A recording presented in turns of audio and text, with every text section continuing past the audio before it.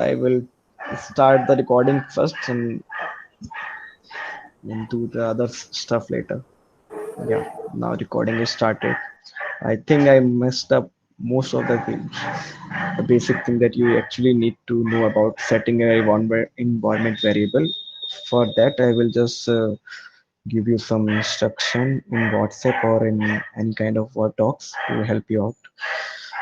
So in my users, if I go in my users, I see two users because I was working with Django. I was trying and I created some user and that was with my name, and it does not have any kind of a status like staff and super status.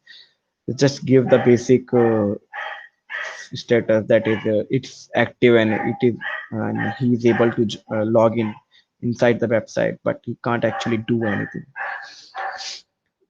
So I hope you guys wants to how it is actually created by using form. So first of all, inside your main, inside the template, create a simple template that is html dot register.html. I created a simple form tag, and you will be asking what that means and what that means, and CSRF token, what that means. Let me search here so you can actually see SF token. So CRF token is a totally unique token generated for the every users, and it's protect the site and the data from user from cross-site request forgery. And if you know about ethical hacking, you must have know why we actually the Django is using CSRF token.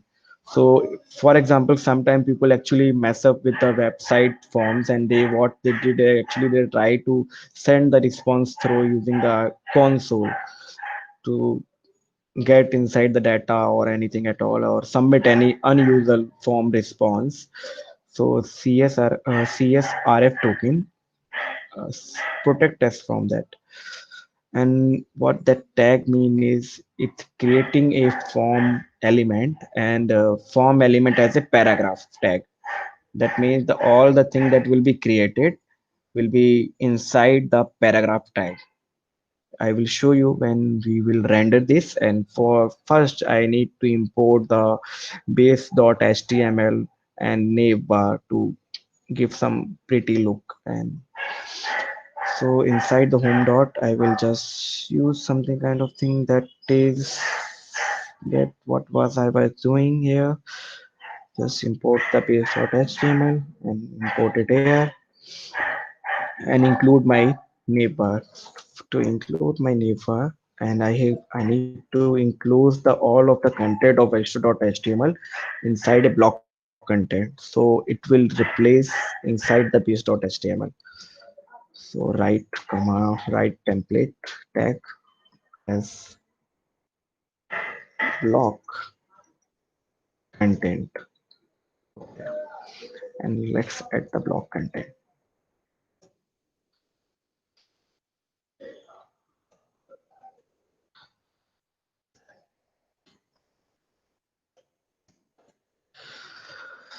So now we created a template tag and enclosed the data that we want to be replaced inside the base.html.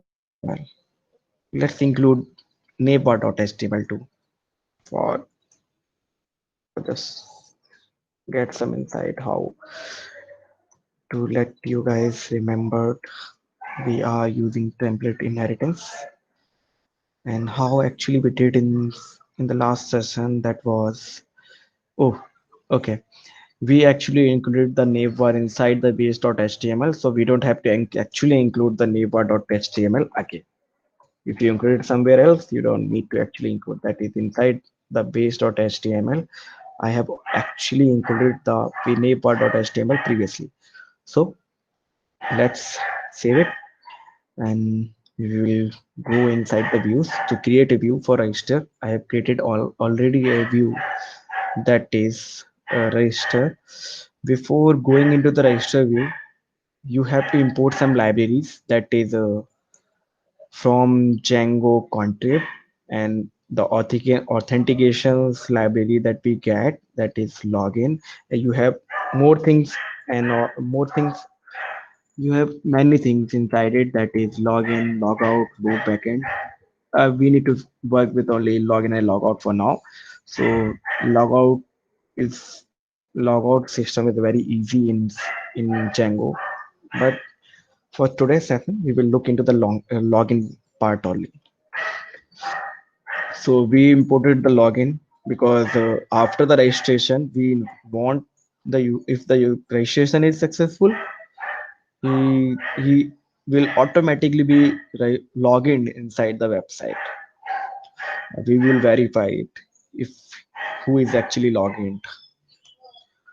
So we need to import a already made up form from Django, that is user creation form. We also have a user updation form, change form.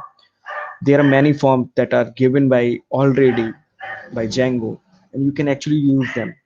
I won't prefer you to create some new form and custom form for yourself. You can actually do that too, but first preference is you should go through the thing that are actually provided by Django, and these forms are actually customizable. You can customize them too. So I imported a user creation form. So after the registration, we need to redirect the user to the home page, if and we need to return something, and we can actually return something kind of a http response to, that is you are logged in or you are not logged in. But I want the users to be redirected to the home page. For that, we need to import redirect from the Django shortcuts. What it will do, it will redirect whatever the page or whatever the URL you are giving inside the redirect function. So we have imported redirect, and we have imported user creation form and login. After that, I will just uncomment it because it's working. I was testing it before, because there are different kind of methods to work with actually registration and login system. The second method to work with this user creation form and getting a actual form on website, uh, I think you don't need to actually worry about right now. Let's just forget about it, and we will just work on registration view. So uncommenting it, and you can just uncomment it using control slash. In my VS Code, I use that pretty often, and I am creating a view with the name register, and as usual I am getting a request, because everything you work with, why we actually give a request, because for example, let me go to the home page view and inspect, and go to the network section. Inside the network section, when I reload it, you can see the first we see is request. It's requesting a get request. So everything inside the website or the on website or online, we are using request, and everything works as a request. It will be either get request or either will be post request, whatever the type of request. And I will tell you there are many other other things as well. So I'm creating a object from the user creation form and giving it to the form, and copy of the form, and checking if the method that is given by the form, that means if you go to the register.html, I have given a method that is a post.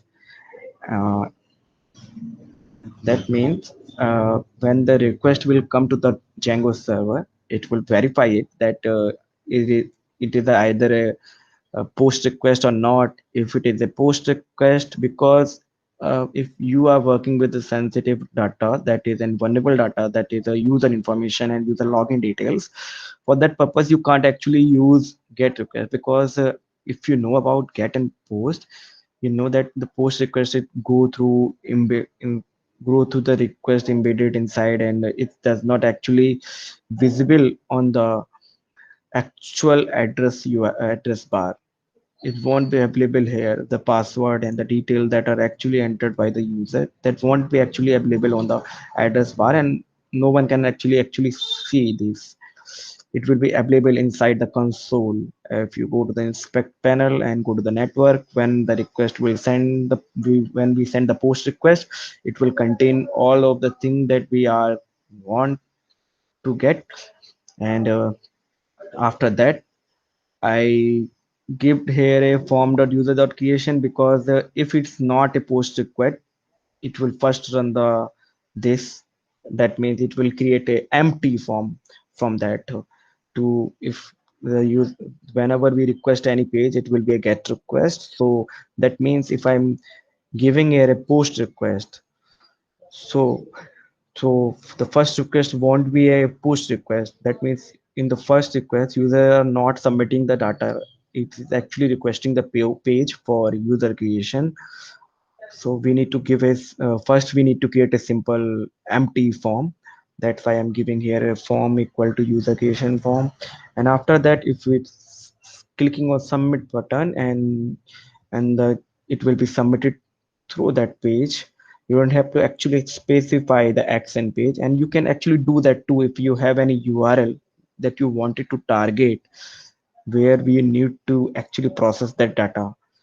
For in my case, I don't have to. I'm just I will process the data, the page where he is on actually.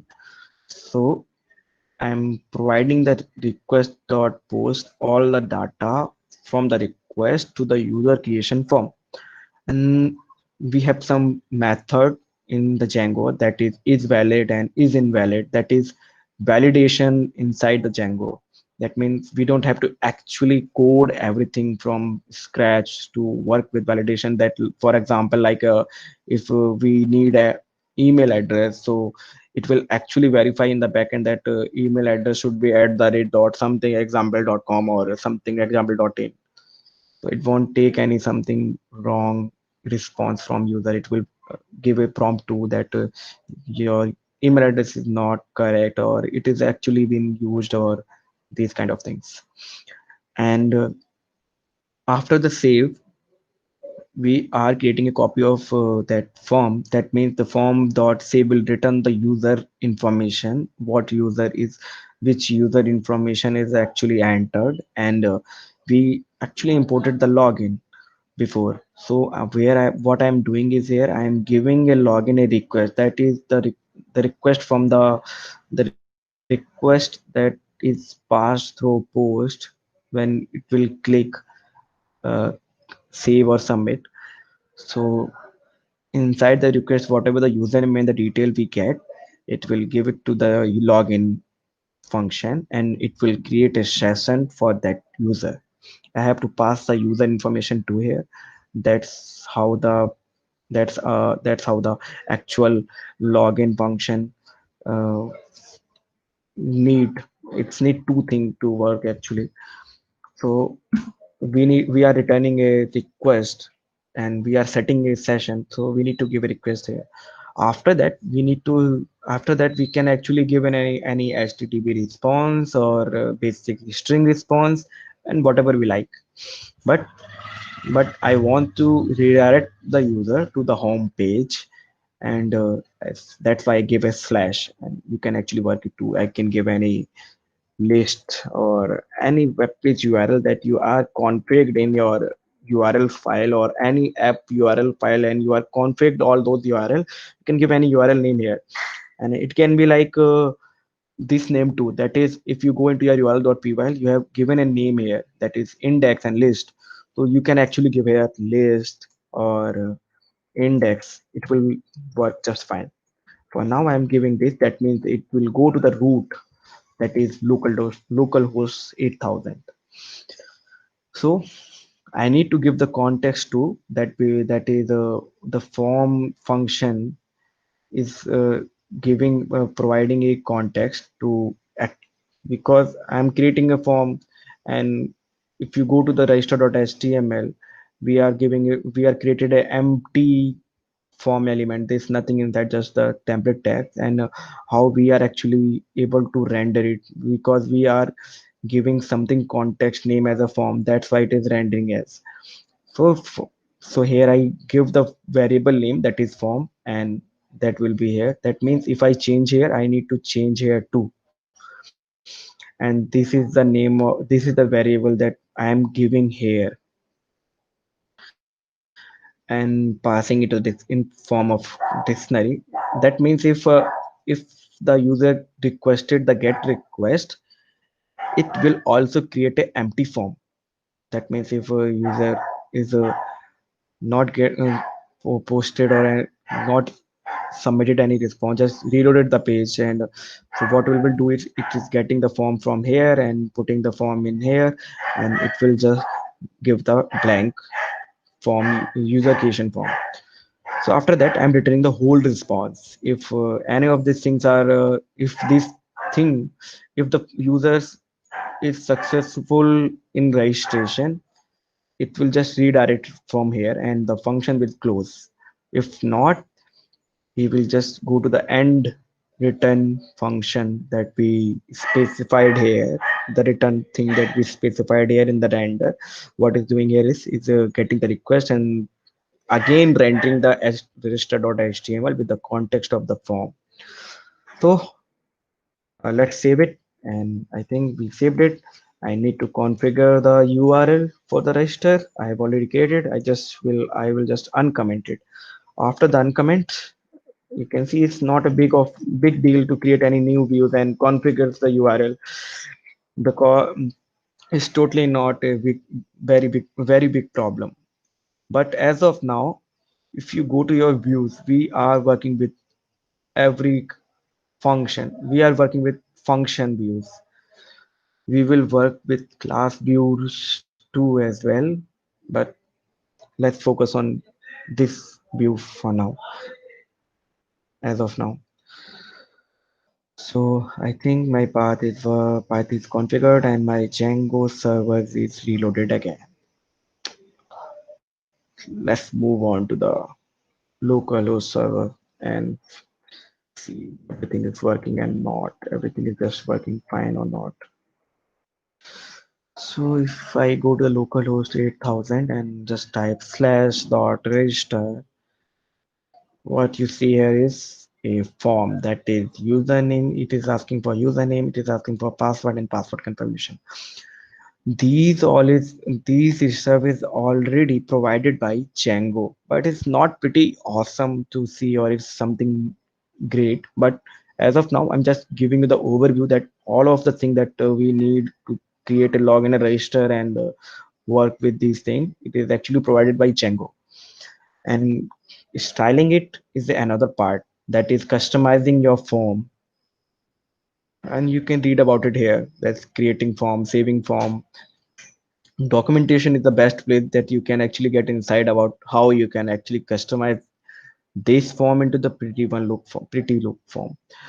So it's also giving us some validations, some guidance and some instruction what we should need to take care of. For example, if I just write it here, Sudhanshu 456, and give my old password here, and I will just put my old password here too, and I will submit here. And wow, it is actually validating also, that is the username is actually created. If we were working with any other language, I must say we will get a another registration with the same username. That means that that kind of thing, that is a username is already exists or username is not in the correct format, and whatever the validation that and the guidance there and the instruction that we are seeing here is not followed, so it will actually verified in the backend. That's the best thing that you can get from the Django, that is all of the thing that working with validation. Most of the validation stuff is already done by the Django. And we have talked about CSRF tokens. For example, let's remove it. See what will happen. I just removed it and now reload the page and just reload it. Now we will submit it again, some other URL and some other password. Just if you are reading the instruction, it's clearly mentioning some of the instruction like too similar, must not contain, cannot be entirely numeric. These are the actual thing that will be you will be using in your any validation script or inside your backend if you are working from scratch. But in Django you are getting these all kind of validation that is pretty much awesome. If you are working, if you ever with any framework, you know the pain of validation. After that, let's submit it. Let's see what will happen. And wow, what happened? So it is showing a forbidden 403. That means it's not allowing us, sorry, to actually submit the data to the database because it's not getting a proper validation. It's seeing this request as some kind of any false request or some kind of perjury. So that's why. So we need to if you are using a post request anywhere throughout your Django, you need to give a CSRF token. That's the important part. After that, let's move on to and create some username, and I will just give the above name that I given because Django require real registration. You can't just simply give test, example, and password. You need to give an actual password with some capital letters, some small letters, some alphanumeric characters too. So let's just register for now and let's see if our registration form is working or not. And just click on submit. Oh shit, did I actually reloaded my, okay, I think my server was not reloaded and I need to reload the server because sometimes that happen because HTML page get cached in our website web browser, so it is not the fresh view of the HTML page we are getting. So let's reload it now. I think it should work now and give it any name and mhm,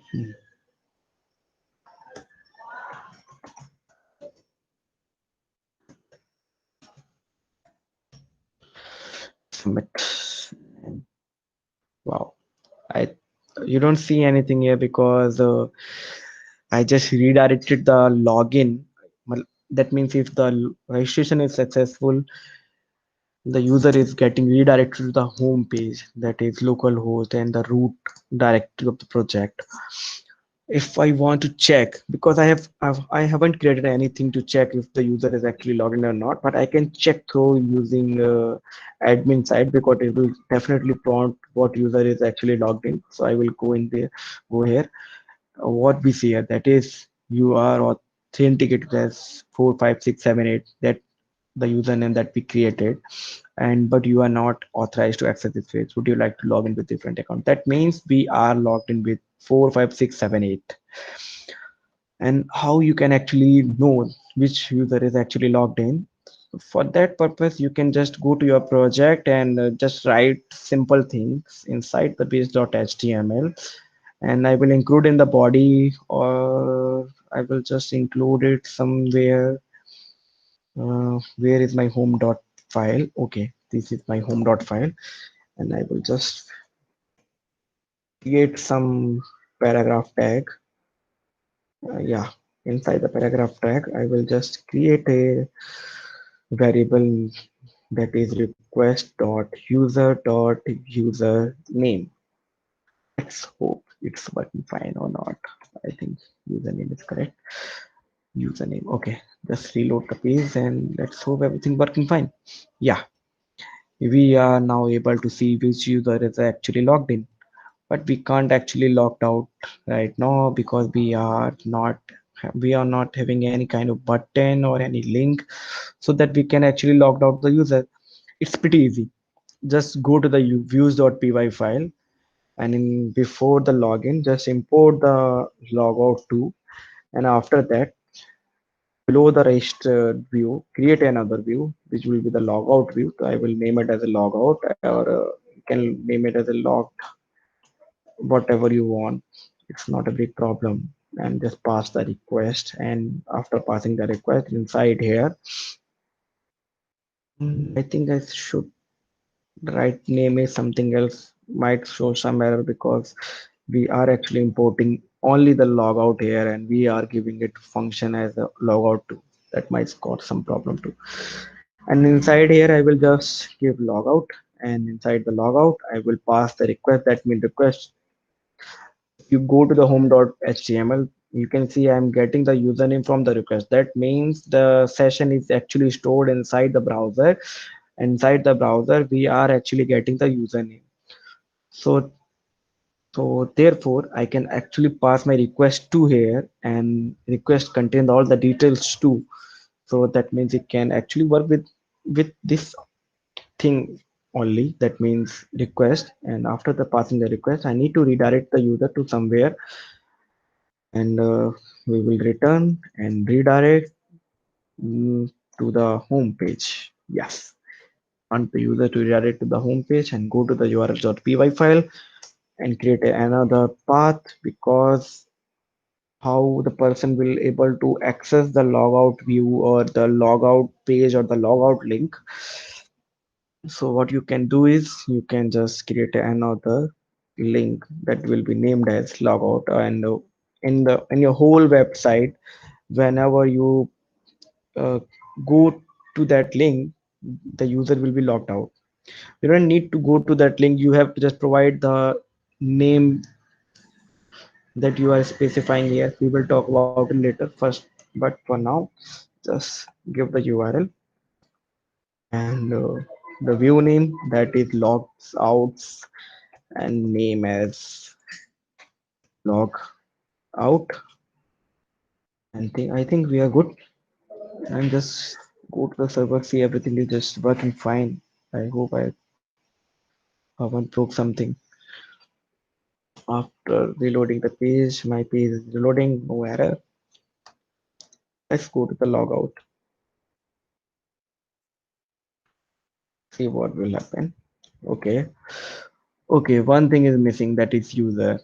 That means it is asking for the user. That means we need to give some user too. Which user is actually logged in? I think I forgot something again. That is the user, and how you can actually give the user. Oh, okay. Sorry, I used the wrong function here. That is logged in. We need to use the logout function here, not the login function, because if you are logging you need a user. If you are log out, you are using only the request to identify which user you want to log out. That's all. So let's go to the web page again and reload everything. I think we are working fine, and let's try again. You must be able to figure out the errors inside your code. Otherwise I don't think you will be ever be a good developer in any field. That's the best thing. That's the least you can do. And after reloading, after giving the URL that we specified in the url.py file, now you can see in below here, we are not getting anything. That means the whatever the person actually logged in is now logged out. So that means our logged out link is working just fine. If I go to the admin dot site, let's see what is actually showing there, and I think we are logged out properly. There's nothing is showing here. Let's log in the administration person with the administration user and go to the users, and here we are. Here we have another username that we actually created just few moments ago. That means everything is totally configured and the way that the things we want, that everyone is getting the registration and they are will be able to access the part of the website, but they won't be able to access that Django.administration or change the things around the website because they are not getting any kind of permission. They are just getting the permission to log in. That means the user is actually active but can't do anything. So let me go to the home page and let's see. We can actually see here that we are logged in with the user, that is Sudhanshu 456, and it's working just fine. And if I logged out from here, I can even logged out the administration person from the logout, because logout works fine for both user, but the login uh, and the login is actually to work fine with the both user. If the user is actually an administration person, so it will get every right and every permission that he's actually get from the administration side too. So let's go to the logout URL and see the Django is able to log out the administration user or not. Okay, so it the Django is able to log out the person too. That means you can just log out and any person that is logged in by going to the logout. You don't have to configure the two things for the one is for the administration people or the people who are giving some specific permission. You just have to give a logout link or button. Everything just will be just work just fine for every cases and every scenarios. But and the login as well. So as of now, we haven't created any kind of a login view. Login view is something we need to figure out right now. But we have actually discussed about register, and we need to work out with login view too. After that, we will be totally focusing on how you can actually work with your database and edit the stuff from here. How we can actually edit the stuff. Actually, we are getting data in the read. We are actually getting only the read function. That is, we stated the CRUD before in the last session, and in the CRUD we have a create, read, update, and delete, and we are now actually using only read view. But we need to work with other views too, because we can't actually do all things from the administration side. So, and the login part is actually is not that big too. We will create another view with the login, and we will provide the login form, and login form will be a simply like a username and a password. You don't have to actually import anything for the login. You can actually just uh, get basic thing from here by giving specifying some name variable. If you are familiar with HTML, you know there is some another attribute called as a name, and you need to provide the name, and that will be used here. That will be used here, and like a dictionary format. Like if the data that we passed for post, it will contain some kind of dictionary. Inside the dictionary, we will be having the name that we specified and the value that will be given from the input view. That is, if we give the name as a username, the username key will hold the value of the username that entered by the user, and we can actually get it like this, and we will just you will be using this kind of thing, that is request dot something kind of thing, that is, and putting here uh, the key variable, that is the name, whatever the name you specified there, and it will just bring out the data.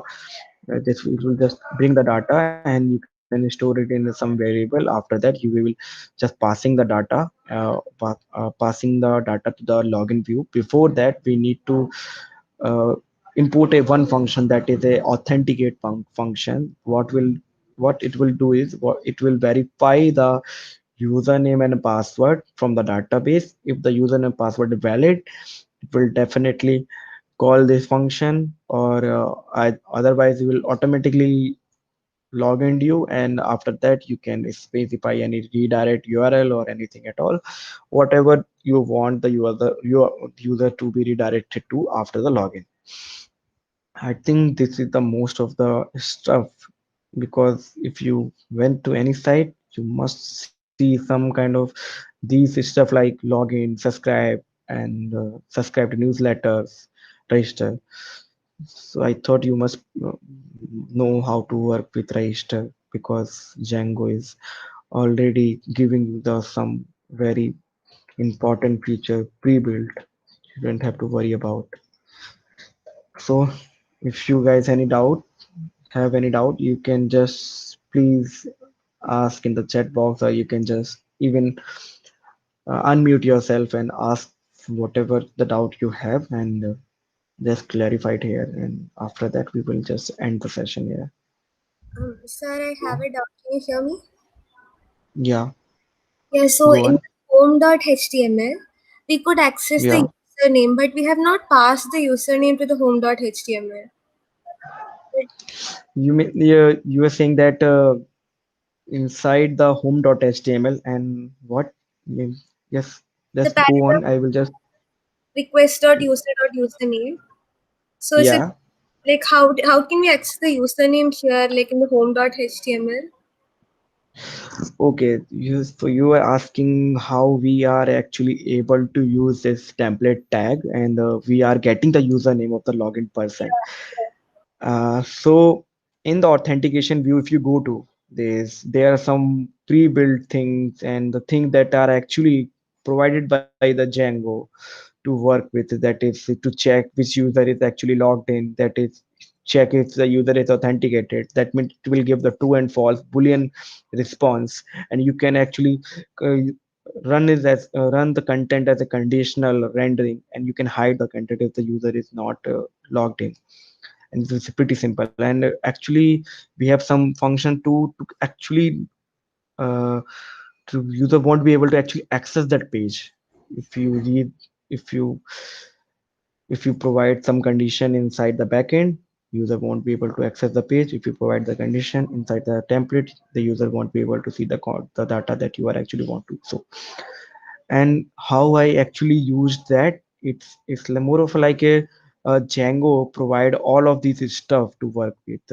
If you go to the Django documentation, it's and go to the request parameters things, and what parameters and what attributes we can actually get from the request or the things. If you go to the hello world, let me log in first and show you what is actually happening.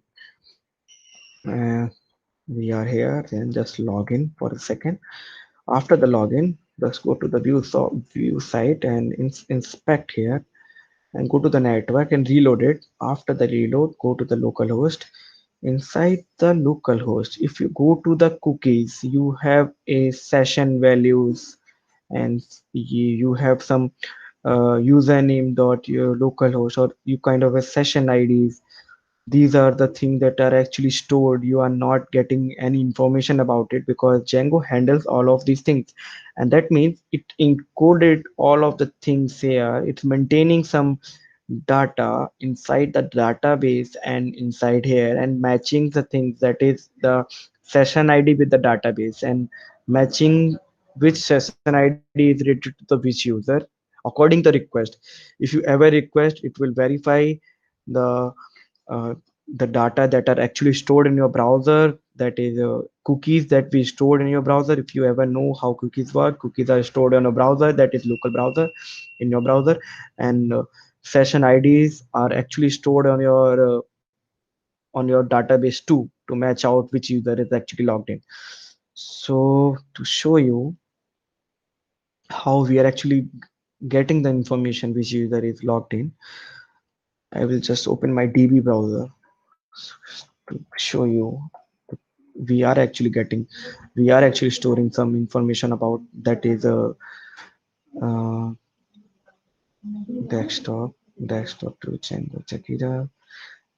And yeah, yeah, we are inside our database, that is SQLite database. And if you go inside here, you have Django session information, user group information, and you have a Django session. And if you go to here, I will browse my table, and you can see you have session key, session data, and the expiry date. That means is what actually happening is your Django is requesting the session ID that is actually stored on your browser, local browser, and it is requesting to database to verify the session ID it is actually expired or not, it is valid or not. If it is a valid, uh, give the context of the user which is actually logged in, and from that we are able to access the username. And I will just show you how actually I know the things with the to do to write that kind of a template. And if you, it's all about how you can actually totally use this documentation, figure out the stuff.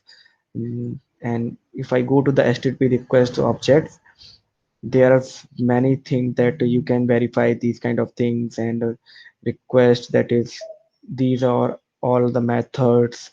And headers, you can request header, you can get user agent, which user agent is actually requesting the request, that is who is the person and who is the which browser from he is actually requesting. And that can actually be get by these things. And you can actually request the IP too. And here I am getting the, here you can see we are actually finding out the user is actually authenticated or not, the whichever whoever the actually requesting that page is actually logged in or not. And we have several methods inside the request: get signed in cookie, set cookies, check, read, write, dictionary, many things. There's nothing, there's too many things that you can actually do with the request, that is response dot write and many things. So I know about this template tag. I read about inside the documentation. I am working with it quite a lot. It's what is it's the person who is actually requesting, and after the validation from the database, it's giving us the username. That means uh, get the what is the request and which user actually requested the user. Matlab, it means it's getting all the data that is related to that user. From that data I am actually accessing only the one attribute, that is username. That's how. And if you work more with response and request parameters, you will get the insight how actually it is working in the Django. You have any else any other doubt, just let me know. And anyone else have doubt, uh, just let me know in the chat box, or you can just speak out and unmute yourself.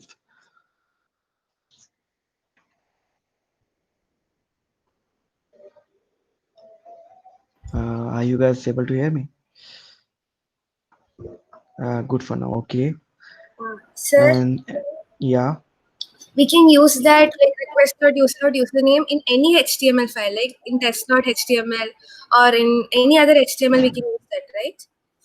Yeah, it's totally fine, and you can use in any HTML. Let me show you.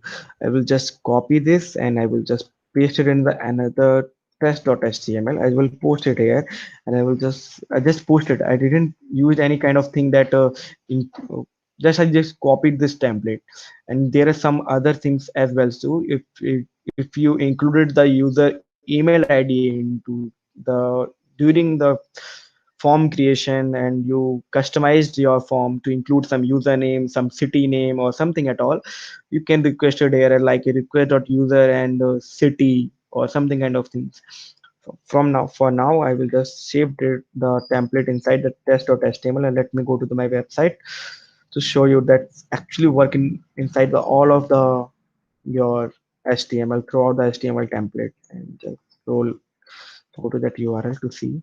Yeah, you can see here we are actually getting the username, and if it's not logged in it will return none, and if it is turning none it won't be actually be rendered here.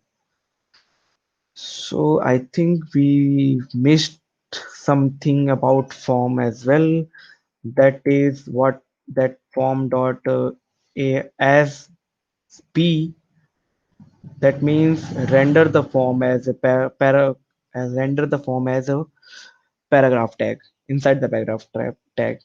So let me show you what is actually happening when it's rendering. We will go to the register page. Inside the register page, we can actually go to the register page if the user is actually logged in. We need to figure out, and we need to actually figure out if the user is logged in. You can just redirect to the home page. He won't be able to actually to go to the register page if the user is actually logged in. You can just figure out. If you are working with a custom view, we are now working with the custom view, but the Django is actually comes with the all views, like we are creating register view, login view, and we will also create some custom view as a create, delete, read. We have created a read view too, but Django comes with all of these views. You don't have to create any views. You have to just customize the view, and everything these view will handle.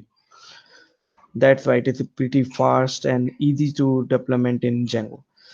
So as of here now we have our form, and I will just inspect here to see how our form is actually rendering. So if you see here, the all of the content is actually rendered inside the paragraph tag. That's what we actually said here. That means form.sp. That means we are saying to render the form all the elements that we are getting from the context inside the paragraph tag. You can change this too, because there are some other methods to render the form. It's not actually only the one thing that you can render as a paragraph too. You have some other as a list and a div or a span. There are more kind of things that you can actually uh, give here, that is s.p, and you can change here according to your need. And just go to the, let's search for the forms. It's not uh, it's not a problem if you forget something, or if you can't figure out something and you need to go and take a look at your documentation, because there are a lot of stuff about everything. You can't just remember all of the stuff. That's what actual developers do. They don't actually remember all of the stuff. They just keep working, and they know some of the stuff that they actually require during through the some of the common stuff they know, but they don't actually know whole stuff. They knew how things work. They don't actually completely know all of the things. Let's go to here and see. This is the form is valid method, how it is working and what is happening. And you can read here, and you can actually know what errors is happening during the form submissions, and pass them to the front view to let the user also know what is actually the error is. You can do that too. And yeah, if I need to search for as p. Yeah, yeah, this is it. That means it's saying output form as HTML. That means whatever the how we want our form to be printed on front end, and how we want our form to be rendered. And there are some other things as a form.sp, form dot as a ul, that with unorderly, and as table. If I just copy this, and I will just copy it to show you. I don't need to copy, I just write it here, ul, and just save it. And let's move on to the website and reload here. Let's see what the thing. Yeah, now it is rendering as a list. Yeah, so that's how these things are actually working.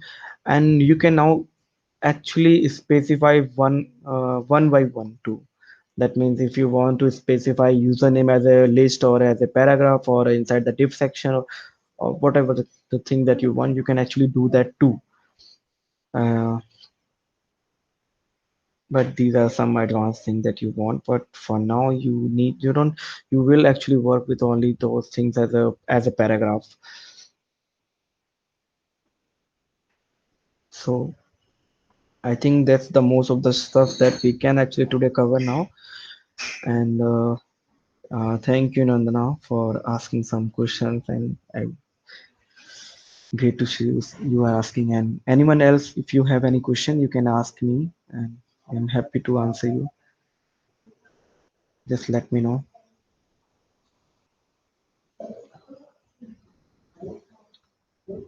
Let me know, guys, if you have any doubt.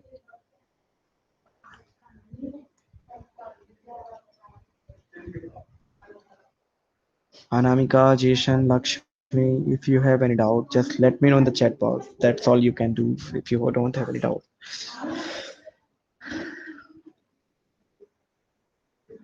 Nothing as of now. Okay.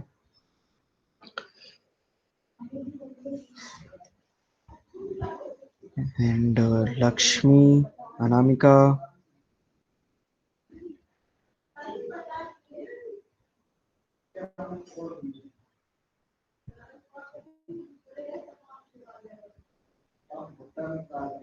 Okay.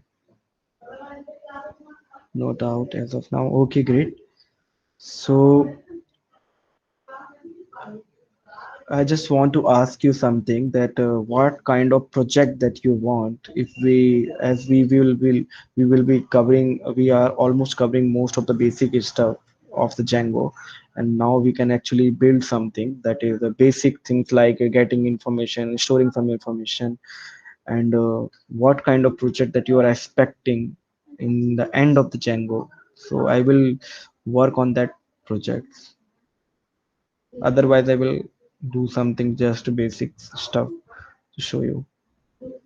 If you guys have any idea on a mind, so can you suggest some of them? Okay. The first thing that mostly people do is a blog. I won't suggest you to start with blog because the blog is just more of a kind of a very common thing, but it consists of the all of the thing that you require to know. That is a CRUD view. That is the most important part.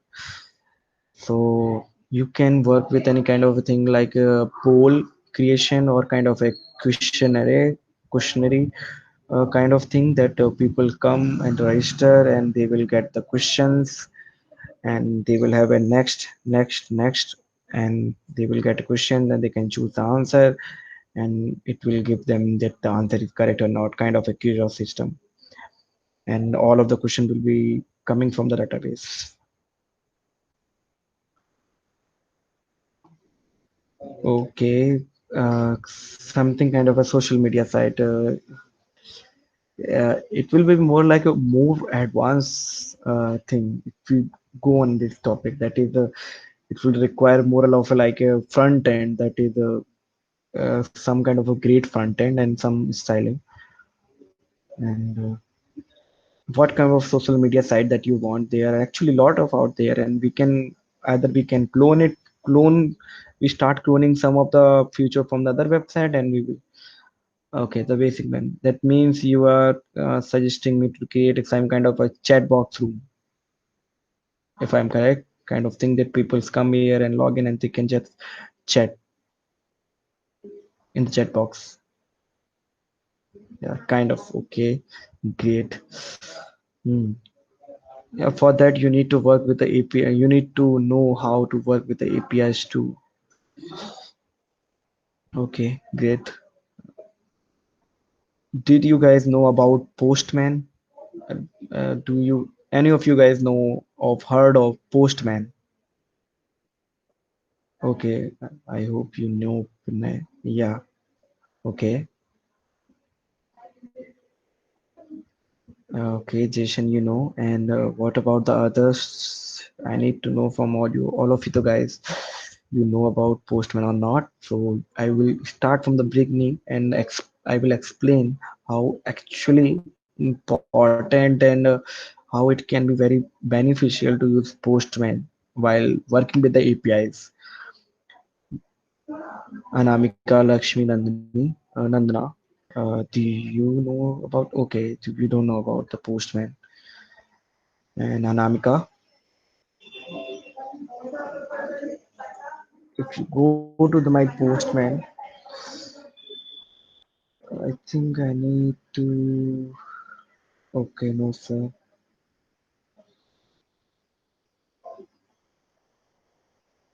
Okay, okay. So it's if you can see, it's a more of a, like a very uh, API building application. I hope Pranay know about it. And what the what the best benefit you can get from here is you can test out all the things and how to get, how to post, how to delete. These are the method that we use in API, that it get post generally, that it gets and post and delete and option and head. I haven't ever used these all options, but I have used get, post, and delete and options. What the benefit of using Postman is, it gives a something kind of a option of a code here. Inside the code you have a different kind of languages and the types, and you can select Python, and I usually work with the request module, and it will generate the code for you. That means you can work with your API here and figure out is working or not, get the response and the things that you want, and how you want your data to be interpreted. And just go to the code and just copy this code and customize the code according to your need. After that, just post the code inside your Python project. If I'm correct, Pina wants to work with the data, and it's better if Pranay creates some APIs to work with, because API will help him a lot, and to code the APIs in clear methods and customize to not get into the very big get into the big hands into the APIs thing. You can just use this Postman and go to the code section and just get this code and start working out with the APIs. That's the best thing you can do, because as of now everything is totally depend on API. Whatever the React app you see, if it is a static app, it must have something kind of a API from where it is getting the data, if it includes some kind of data to show. uh, One question more. Did you guys build something kind of a COVID uh, uh, COVID cases tracker, or a COVID case tracker, something kind of thing? I don't know the check name of the thing that people are actually calling, and most of the users are actually creating some kind of a website to track the changes throughout all around the world and show them on the map using React or some kind of a static website. Do you any of these done kind of some kind of a project on that? Uh, and if you are interested, we can also work on that. So we will have some information about APIs, how we can actually get the data from the API, and then how we can actually pass the data, and how we can actually generate simple charts. If you are comfortable, just let me know, and you have worked before, just let me know. Yeah, I thought so, because it will include all of the stuff that is we can add some registrations, login views, and we will be understanding how the API works. And I think you should know about the API, because today we have LinkedIn API, Twitter API, and lots of API. Okay, great. And I think there's 2% that actually wants to work with API or create some kind of a COVID tracker or something. And I'm not seeing any someone else replies here. Just two of these person. Anamika, what about you and the Lakshmi Jason? Yes, Nicole.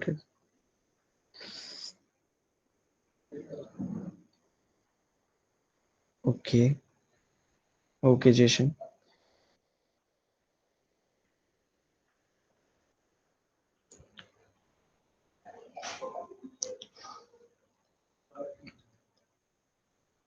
Okay. Anamika and Lakshmi. Okay. Do you guys know about how to use Git and GitHub and how to create branches and work with? As I am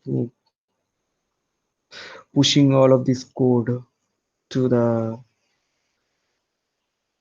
GitHub, I just want to know, do you guys know how to work with? Okay, that's great. Because if you don't know, I will just create a one session on that to how to work with GitHub, and because at the end of the session, I just want to how you can actually host just a simple basic project of Django on Heroku.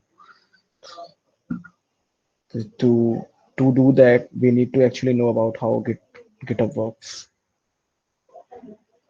I'm just so thank you for all.